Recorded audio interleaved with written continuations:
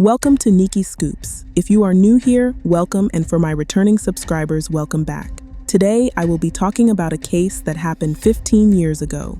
So come on in, have a seat, and let's get started. 9 days. That's how long the world searched for 4-year-old Paulette Gabara Farah. Her face was everywhere, on television, social media, billboards, and street corners. Her family gave interviews, strangers pitched in, and police scoured the area with dogs. Experts meticulously inspected the luxury apartment where she disappeared. Cameras captured her bedroom as her mother begged for her safe return. Throughout it all, Paulette never left that room.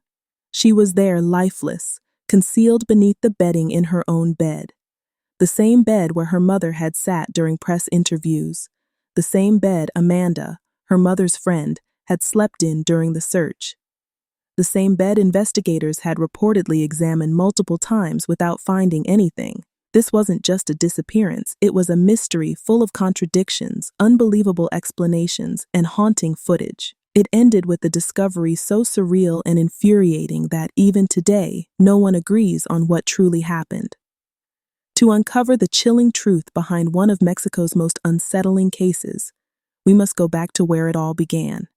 March 21st, 2010. The last night, Paulette was seen alive. It was an ordinary Sunday evening. Paulette, her older sister Lisette, and their father Mauricio Gabara returned to their luxurious apartment in Huixquilucan after spending the weekend in Valle de Bravo.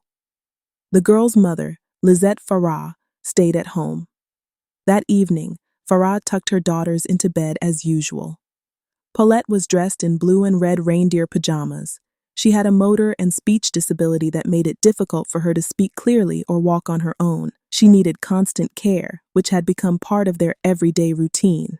The next morning, March 22nd, everything changed. At 7:30 a.m., Erica, one of the nannies, went into Paulette's room to wake her up.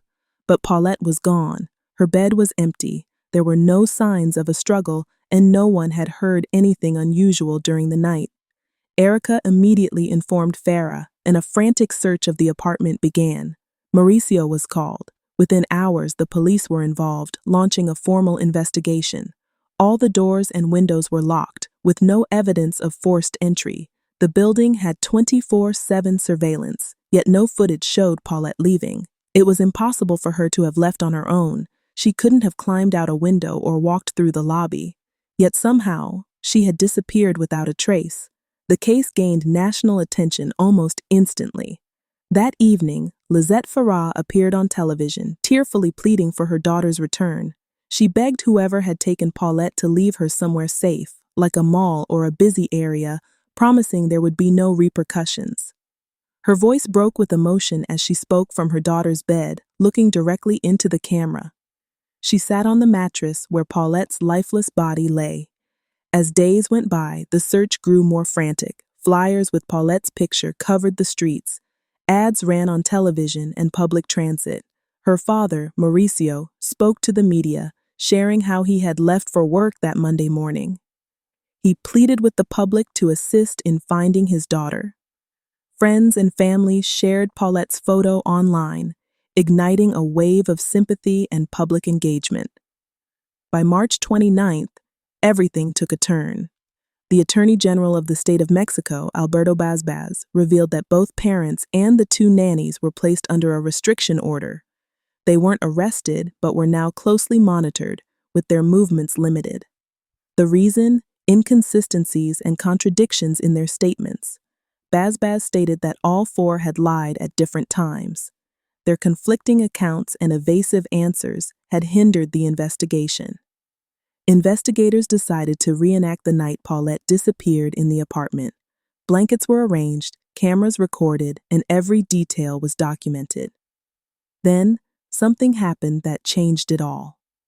In the early hours of March 31st at 2 a.m., a forensic team entered Paulette's room again. They documented everything.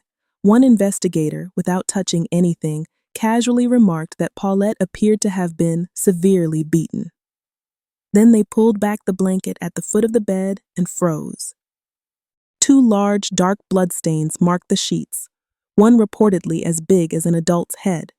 As they pulled back the covers further, they uncovered Paulette's small body, wedged into a narrow gap between the mattress and the bed frame, partially hidden by the bedding.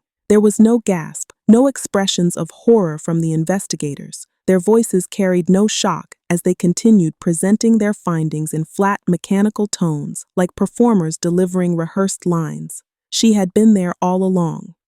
That very day, the Attorney General of the state of Mexico, Alberto Bazbaz, held a press conference. He declared Paulette's death an accident.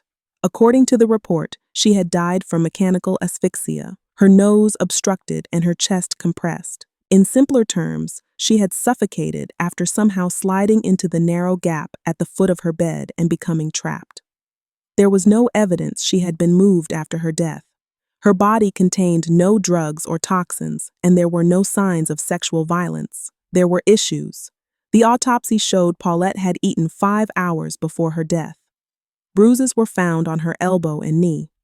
2 rectangular adhesive cloths, described as medical tape supposedly used to keep her mouth shut while sleeping, were on her cheeks.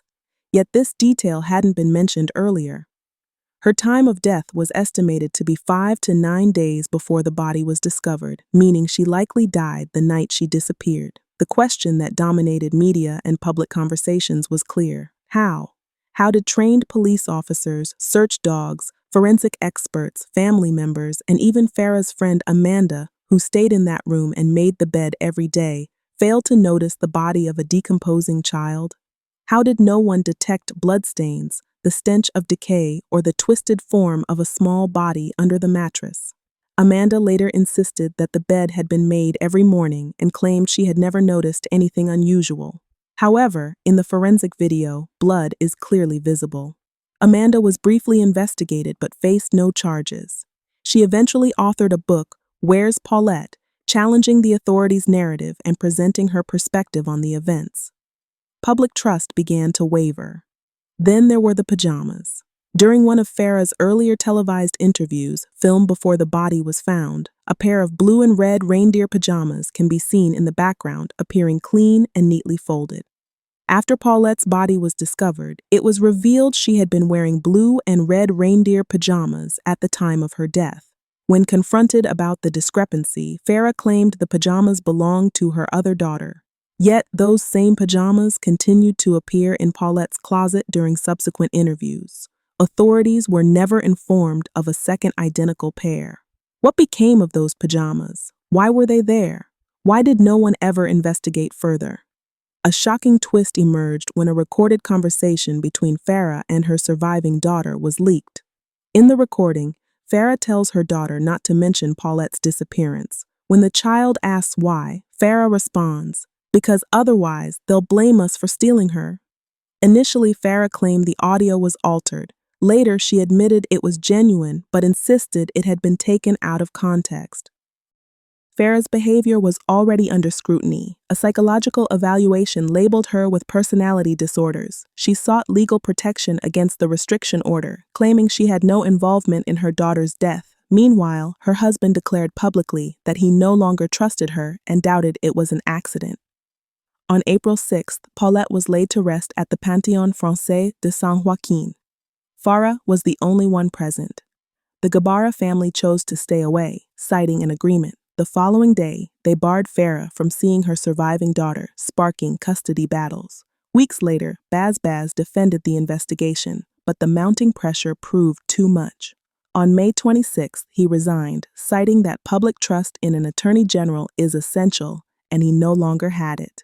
Years passed. On May 3rd, 2017, 7 years after Paulette's death, her body was exhumed and cremated. Authorities stated her remains were no longer needed as evidence. Yet the questions persist. Why wasn't Paulette's body found sooner? How could so many searches in the same space overlook a decomposing child? Why were investigators so composed during the discovery? And most chillingly, was the 2 a.m. discovery video even authentic?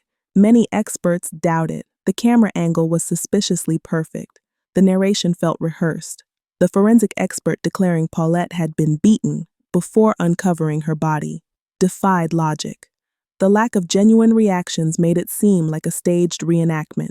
If the footage was fabricated, it wouldn't just mean the public was deceived. It would mean Paulette's body wasn't discovered then. It was revealed, and the haunting possibility remains. Someone knew where Paulette was all along, but for reasons yet unexplained, they kept it hidden.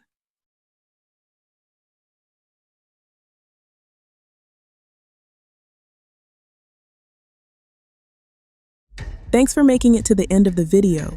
If you like the content, don't hesitate to give it a thumbs up and subscribe to keep up with our future videos. We'd love to hear your thoughts, so drop a comment below. See you next time, and blessings to all.